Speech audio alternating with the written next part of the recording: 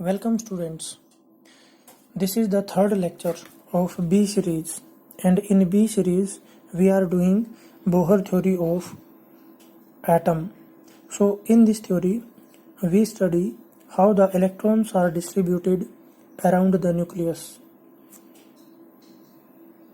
The first postulate of Bohr theory was the electron revolve in circular orbits, and electron is a charged particle. So being a charged particle, electron which is revolving in the circular orbit, it must radiate electromagnetic radiation.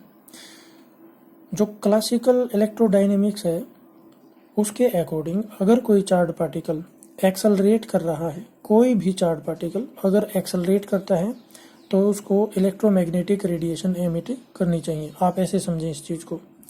तो जो electron है वो circular orbit में revolve कर रहा है, तो at each and every point its direction is changing, तो ये एक्सेलरेटेड है। ठीक है, तो इलेक्ट्रोमैग्नेटिक थ्योरी के अकॉर्डिंग जब ये इलेक्ट्रॉन रिवॉल्व कर रहा है तो इसकी हर एक पॉइंट पे डायरेक्शन चेंज हो रही है। कहने का मतलब ये एक्सेलरेटेड है, तो इसको अपनी एनर्जी लूज करनी चाहिए इलेक्ट्रोमैग्नेटिक वेव की टर्म में, और जब इसकी एनर्जी लूज होगी तो फाइनली ये न्यूक्लियस के अंदर फॉल करना चाहिए। तो इस तरीके से जितने भी इलेक्ट्रॉन डिफरेंट ऑर्बिट्स में रिवॉल्व कर रहे हैं वो सारे के सारे कहाँ पे फॉल करने चाहिए? न्यूक्लियस के अंदर। तो इसका मतलब जो एटम है दैट मस्ट कोलैप्स। बट इसको एक्सप्लेन करने के लिए, सर्कुलर ऑर्बिट को एक्सप्लेन करने के लिए बोहर ने एक न्यू इनोवेटिव आइडिया को यूज किया, और उसने कहा कि जो इलेक्ट्रॉन्स अलाउड ऑर्बिट्स में रिवॉल्व करते हैं, स्टेशनरी ऑर्बिट्स में रिवॉल्व करते हैं, those are associated with standing wave, stationary wave. उनके साथ एक स्टेशनरी वेव एसोसिएटेड होती है, और स्टेशनरी वेव की प्रॉपर्टी क्लास ये होती है कि उसकी जो एनर्जी है ना that do not change with time. ठीक है, तो ये माना गया matter wave is associated with the electron such that circumference जो होगी ना किसी भी ऑर्बिट की, वो एक वेवलेंथ का इंटीग्रल मल्टीपल होगी। ठीक है, तो अगर इंटीग्रल मल्टीपल है तो जो एंड पॉइंट्स हैं वेव के वो मीट करेंगे एक दूसरे के साथ, और जो वेव बनेगी वो एक स्टैंडिंग वेव बन जाएगी, और जो एंड पॉइंट्स होंगे, नोड्स होंगे, those are in there will be no phase break. Clear? यानी कि कंस्ट्रक्टिव इंटरफेरेंस होगा वेव का। कैसे होगा ये मैं आपको डायग्राम के थ्रू समझा रहा हूँ। ठीक है,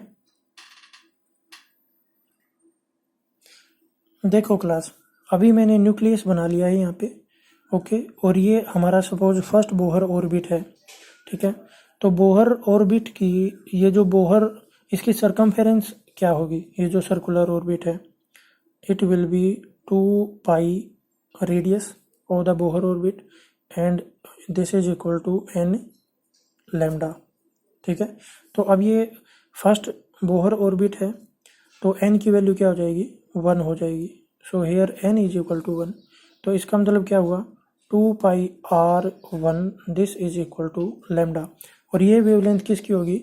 wavelength associated with the electron in the first Bohr orbit. तो ऐसे आप फाइंड आउट कर सकते हैं। अब इसको ग्राफिकली समझते हैं ये चीज़ कैसे है। देखो, अब मुझे एक वेव बनानी है, तो मैं ऑर्बिट के डायमेट्रिकली अपोजिट एंड पे पॉइंट्स ले लेता हूँ। तो वेव का हाफ पार्ट ऑर्बिट के अंदर से पास हो रहा है, और जो इसका हाफ पार्ट होगा ना वो इसके बाहर से पास हो रहा है। क्लास समझ पा रहे हैं? ठीक है, तो एक पार्ट को तो मैं क्रस्ट मान लेता हूँ और एक को मैं ट्रफ मान लेता हूँ। जैसे कि ये एक मीन पोजीशन है, यहाँ पे जो ऑर्बिट है वो एक मीन पोजीशन का काम कर रहा है, और इसके इनसाइड में जो है मान लिया मैंने क्रस्ट है, तो बाहर क्या होगा? ट्रफ। या बाहर वाले को मैं क्रस्ट मान लेता हूँ तो अंदर वाला क्या होगा? ट्रफ। तो in this way we can see that this is a wave which is associated with the electron in the first orbit. तो ऐसे मैं सेकंड में बना के दिखाता हूँ आपको। ओके क्लास, तो मैंने यहाँ पे सेकंड ऑर्बिट भी बना लिया है, और जो फर्स्ट ऑर्बिट है उसको मैंने डॉटेड रिप्रेजेंट किया है क्योंकि इसकी रिक्वायरमेंट अभी तो हमें है नहीं। तो what was suggested by Bohr, he said that the circumference of the second orbit, this is equal to n times of the wavelength in the second orbit. Okay, तो इसका मतलब ये हुआ क्लास, अगर यहाँ पे मुझे, अब देखो सेकेंड ऑर्बिट के लिए जो प्रिंसिपल क्वांटम नंबर है n, इसकी वैल्यू मेरे पास क्या हो जाएगी 2, ठीक है। तो इसका कहने का मतलब ये हुआ कि जो सेकेंड ऑर्बिट की वेवलेंथ है ना, that is twice of the matter wave lambda associated with the electron. Okay, तो क्लास यहाँ पे अब मुझे सेकेंड ऑर्बिट में 2 वेव बनानी है, तो मैं वही काम करूँगा। मैं ये एक पॉइंट ले लिया और इसके डायमेट्रिकली अपोजिट एंड पे मैंने दूसरा पॉइंट ले लिया, हो गए। अब इसके परपेंडिकुलर यानी कि यहाँ पे और इसके डायमेट्रिकली अपोजिट एंड पे मैंने पॉइंट ले लिया। तो अब मुझे इसके अंदर 2 वेव बनानी है। इस सरकमफेरेंस को, ये जो पाथ है ऑर्बिट है, इसको मुझे 2 वेव में डिवाइड करना है, ठीक है। तो 2 वेव, मान लो मैं यहाँ से स्टार्ट करता हूँ और पहले मैंने क्रस्ट बनाया, तो ये क्रस्ट हो गया, ये देखो, ठीक है। तो इसका ये हो गया ट्रफ, ये इसका ट्रफ हो गया, ठीक है। तो अब इसका क्या बनेगा, क्रस्ट बनेगा। तो अब इसका क्रस्ट है, ये क्रस्ट है और ये क्या बना, ट्रफ। तो ऐसे ही ये क्या बना, ये बना क्रस्ट, और ये क्या बन जाएगा, इसका ट्रफ बन जाएगा।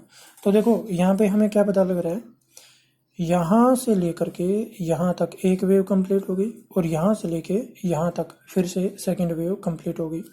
सो this is equal to lambda 2 यहाँ से यहाँ तक, and again this is lambda 2 up to this point.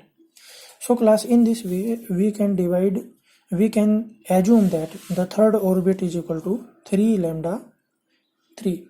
Okay, so this was a model which represent the motion of electron in orbit that is equivalent to a stationary wave. Okay, तो stationary wave है, तो इसलिए जो energy है वो यहाँ पे क्या रहेगी, कांस्टेंट। बाकी जितने भी ऑर्बिट, कोई भी आर्बिट्रेरी ऑर्बिट मान लो मैंने बना दिया, तो उसमें जो वेवलेंथ है उसका जो सरकमफेरेंस होगा that will not be integral multiple of a particular wavelength. तो इसलिए इलेक्ट्रॉन आर्बिट्रेरी ऑर्बिट्स में एनर्जी को रिलीज करेगा, उसकी एनर्जी का डिके होगा।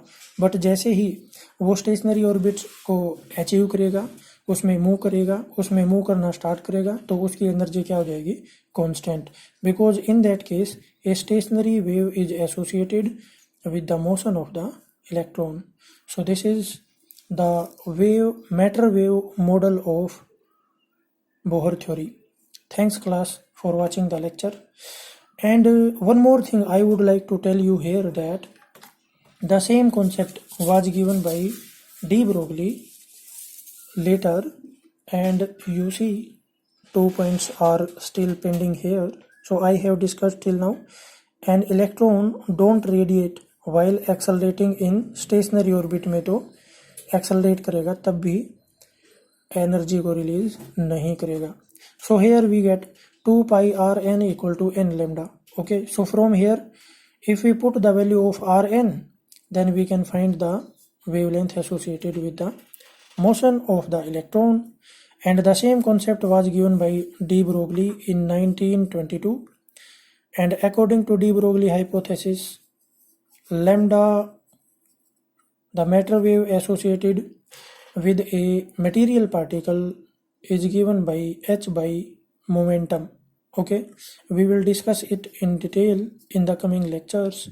And from here also, if you put the value of what is mv, m is the momentum and momentum in Bohr theory is equal to nh cut. So if you put the value of momentum to be nh cut, then you will get the same result as was taken by the Bohr. जो Bohr ने assume किया था वही result हमारा de Broglie hypothesis से भी आता है. So class, finally we can conclude a matter wave is associated with the electron while moving in the stationary orbit, or the motion of the electron in the stationary orbit is equivalent to a stationary wave. Thanks class for watching the lecture. Next lecture will be regarding the energy of the electron in the circular orbit or in the Bohr orbit. Thank you class.